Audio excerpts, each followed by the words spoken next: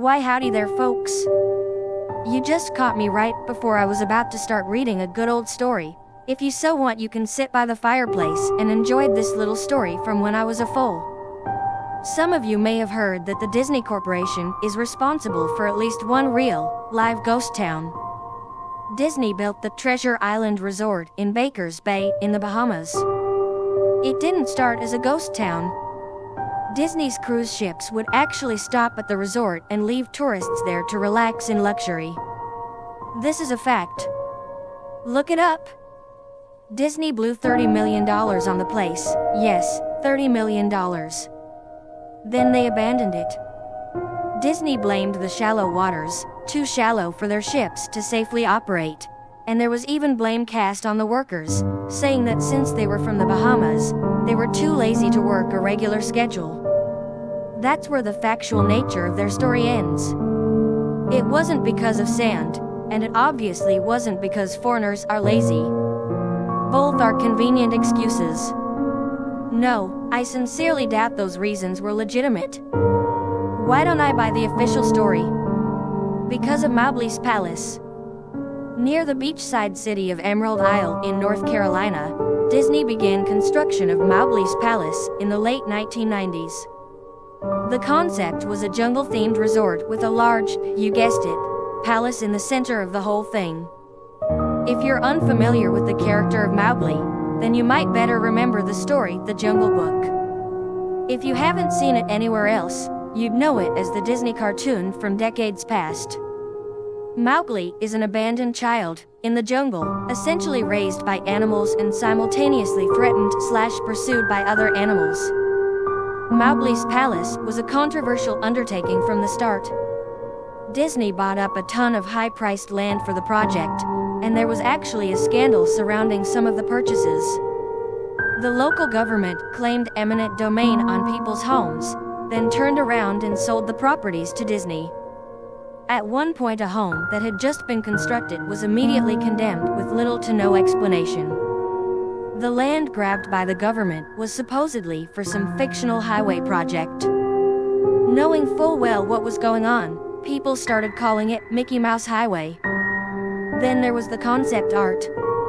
A group of stuffed shirts from Disney Company actually held a city meeting.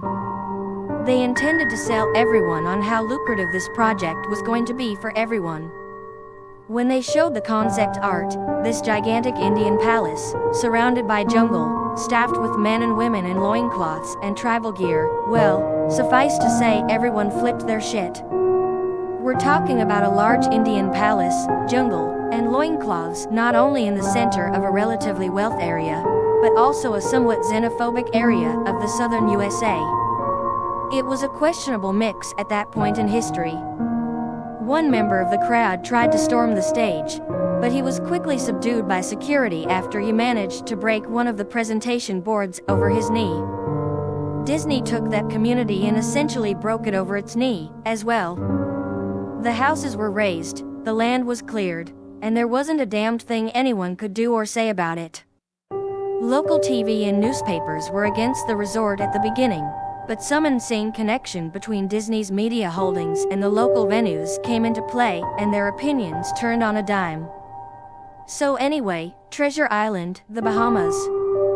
Disney sunk those millions in and then split. The same thing happened with Mowgli's Palace. Construction was complete. Visitors actually stayed at the resort. The surrounding communities were flooded with traffic and the usual annoyances associated with an influx of lost and irate tourists. Then it all just stopped. Disney shut it down and nobody knew what the hell to think. But they were pretty happy about it. Disney's loss was pretty hilarious and wonderful to a large group of folks who didn't want this in the first place. I honestly didn't give the place another thought since hearing it closed over a decade ago. I live maybe 4 hours from Emerald Isle, so really I only heard the rumblings and didn't experience any of it firsthand. Then I read this article from someone who had explored the Treasure Island Resort and posted a whole blog about all the crazy shit he found there. Stuff just left behind. Things smashed, defaced, probably ruined by the disgruntled former employees who had lost their jobs. Hell, the locals from all around probably had a hand in wrecking that place. People there felt just as angry about Treasure Island as folks here did about Mowgli's palace. Plus, there were rumors that Disney had released their aquarium stock into the local waters when they closed, including sharks. Who wouldn't want to take a few swings at some merchandise after that?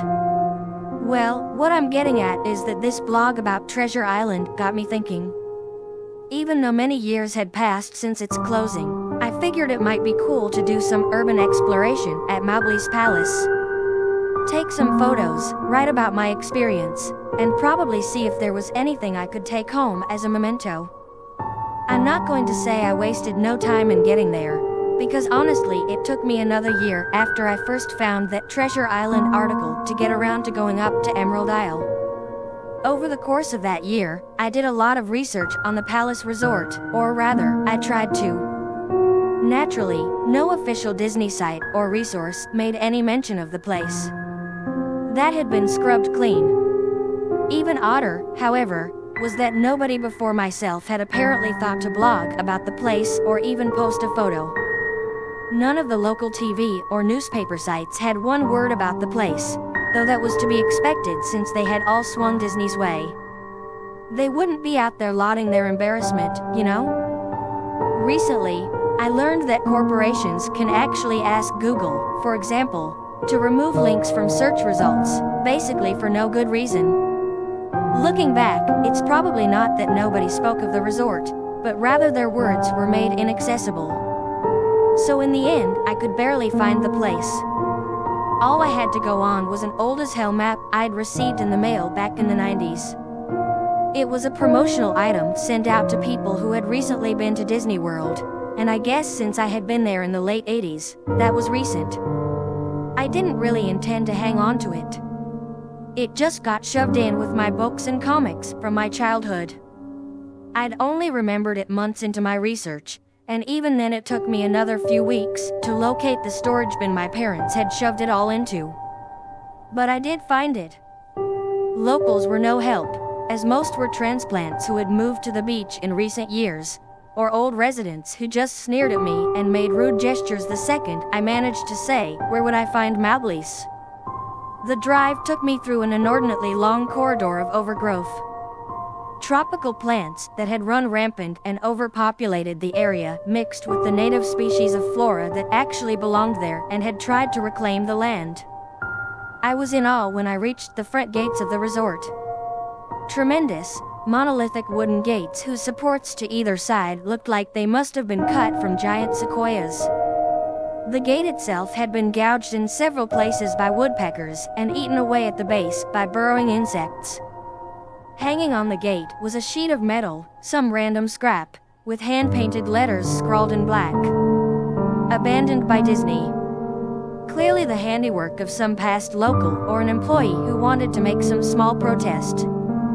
The gates were open enough to walk through, but not drive, so grabbing my digital camera and the map, whose flick side showed a layout of the resort, I set off on foot. The inner grounds of the place were just as overgrown as the entryway. Palm trees stood untended and ragged among piles of their own coconuts. Banana plants similarly stood in their own stinking, bug-riddled refuse. There was this sort of clash between order and chaos, as carefully planted rows of perennial flowers mixed with obnoxious tall weeds and stinking, blackened mushrooms. All that remained of any outdoor structures were broken, rotting wood and various charred bits of unidentifiable material. What was most likely an information booth or an outdoor bar was now simply a pile of assorted debris chopped up by past vandalism and ravaged by weather. The most interesting thing on the grounds was a statue of Baloo, the friendly bear from the Jungle Book, which stood in a sort of courtyard in front of the main building. He was frozen in a jovial wave toward no one, staring into empty space with a silly, toothy grin as bird shit covered whole swaths of his fur and vines ensnared his platform. I approached the main building, the palace, only to find the outside of the building covered in graffiti where the original paint hadn't peeled and chipped away. The front doors weren't just open, they had been taken off their hinges and were stolen. Above the front doors, or the gaping maw where they had been, someone had once again painted "Abandoned by Disney." I wish I could tell you about all the awesome stuff I saw inside the palace. Forgotten statues, abandoned cash registers, a full-fledged secret society of homeless bums, but no. The inside of the building was so stark, so bare, that I actually think people had stolen the molding off the walls. Anything that was too big to steal, counters, desks, giant fake trees, they were all resting amid this empty echo chamber that amplified my every step like a slow rat-a-tat of a machine gun. I checked the floor plan and headed to all the locations that might seem in any way interesting. The kitchen was as you'd imagine, an industrial food prep area with all the appliances in space, no expenses spared. Every glass surface was broken, every door knocked off its hinges, every metal surface kicked and dented. The entire place smelled like very old piss. The huge freezer, not even remotely cool now, had row upon row of empty shelf space. Hooks hung from the ceiling, probably for hanging cuts of meat, and as I stood inside for a moment, I noticed they were swinging. Each hook swung in a random direction, but their movements were so slow and small that it was almost impossible to see. I figured it had been caused by my footsteps, so I stopped one from swinging by clutching it in my fist, then carefully letting go, but within seconds it started to swing once more. The bathrooms were in much the same state as the rest of the place. Just like the Treasure Island Resort, someone had methodically smashed each porcelain commode with coconuts and other implements. There was about a half-inch of rancid, stinking stagnant water on the floor, so I didn't stay there very long. What's odd is that the toilets and the sinks, and the bidets in the ladies' room, yes I went there, all dripped, leaked, or just ran freely. It seemed to me that they should have shut the water off long ago. There were plenty of rooms in the resort, but naturally I didn't have time to look through them all. The few I did peer into were similarly wrecked, and I didn't expect to find anything there. I thought there was actually a television or radio in one room, as I really think I heard a quiet conversation coming out. Though it was like a whisper, probably my own breathing echoing in the silence, or just another case of the sound of flowing water playing tricks on the mind. This is what it sounded like. 1. I didn't believe it. 2. Short, unknown reply. 1. I didn't know that. I didn't know that. 2. Your father told you. 1. Unknown reply, or possibly just weeping. I know, that sounds ridiculous. I'm just telling you what I experienced, why I thought there might have been something running in that room, or worse, some vagrants who had holed up there and probably would have knifed me. At the front doors of the palace again, I figured I hadn't found anything of note and had wasted the trip up. As I looked out the door, I noticed something interesting in the courtyard that I had apparently missed. Something that would give me at least one thing to show for all my trouble, even if it was just a photograph. There is a lifelike statue of a python, maybe 80 feet long, coiled up and sunning itself on a pedestal right in the center of the area. It was almost time for the sun to start setting, so the light fell onto the object in the perfect way for a photograph. I approached the python and snapped a photo.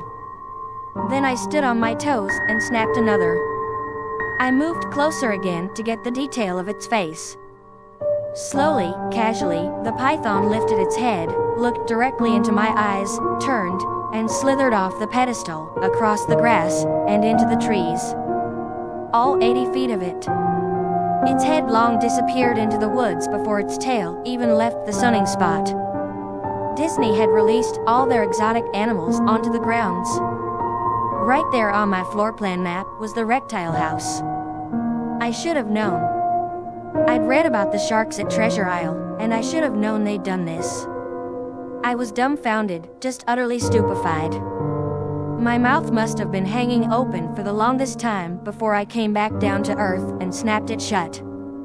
I blinked a few times and backed away from where the snake had been, back toward the palace. Even though it was totally gone, I still wasn't taking any chances and backed my way into the building. It took a few deep breaths and slaps to my own face to get myself right in the head again after that. I looked for a place to sit down, as my legs were feeling a bit like jelly at this point. Of course, there was no place to sit down unless I wanted to recline in the broken glass and dead leaf carpet, or haul myself up onto a desk of questionably reliability. I had seen some stairs near the palace's lobby and decided to go have a seat there until I felt better. The staircase was far enough away from the front of the building to be relatively clean, save for a startling accumulation of dust. I pulled a wedge of metal off the wall, once again painted with the "Abandoned by Disney" motto I'd become accustomed to. I placed the wedge on the stairs and sat on it to keep at least somewhat clean.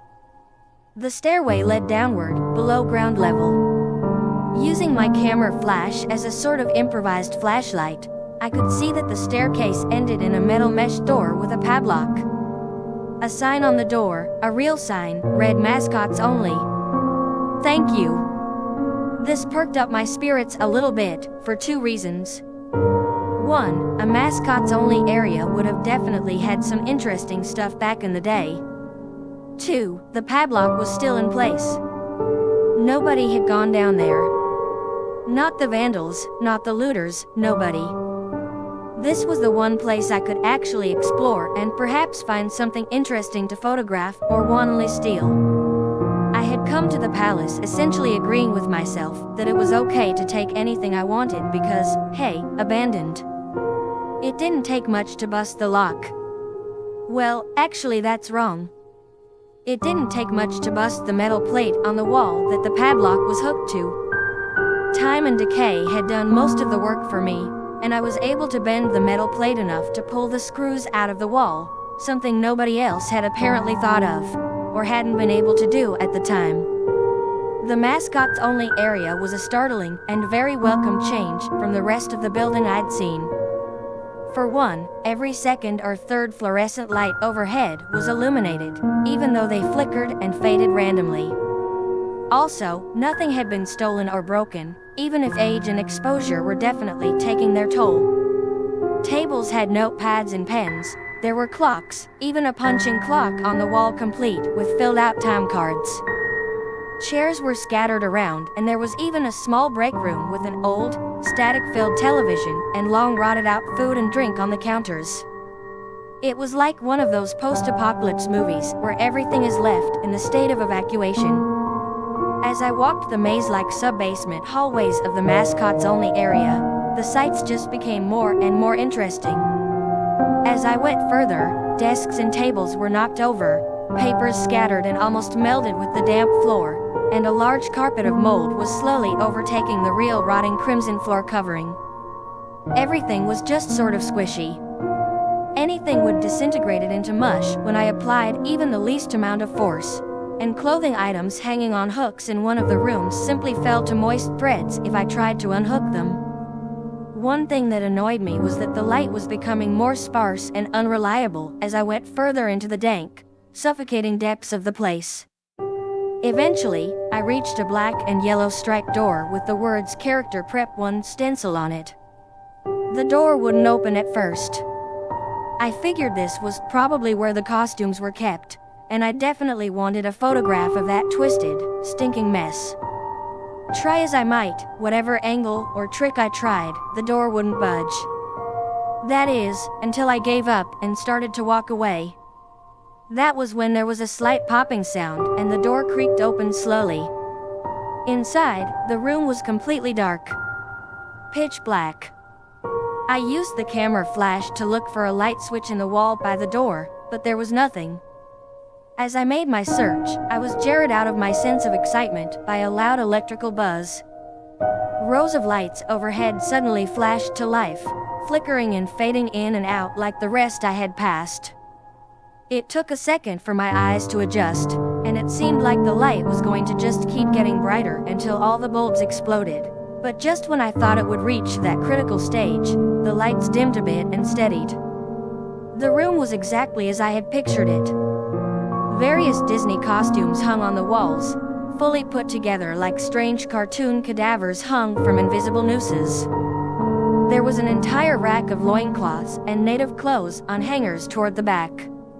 What I found odd, and what I wanted to photograph right away, was a Mickey Mouse costume at the center of the room.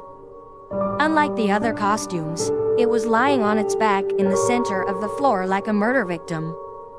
The fur on the costume was rotten and shedding, creating bare patches. What was even odder, however, was the coloring of the costume.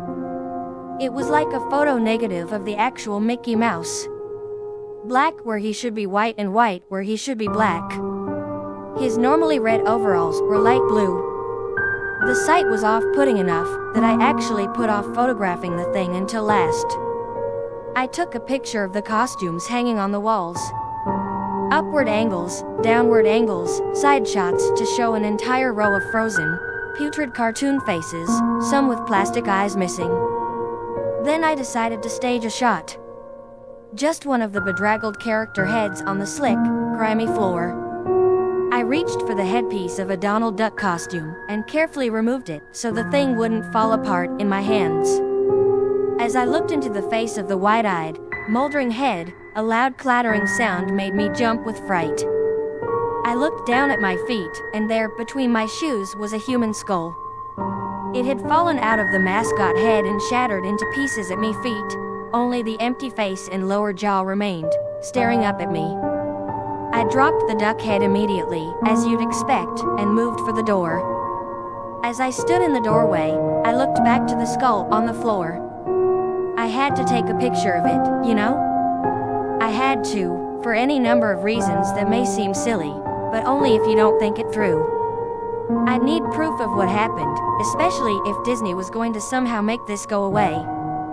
I had no doubt in my mind, right from the start, that even if it was just gross negligence, Disney was responsible for this. That's when Mickey, that photo negative, opposite Mickey in the middle of the floor, started to get up.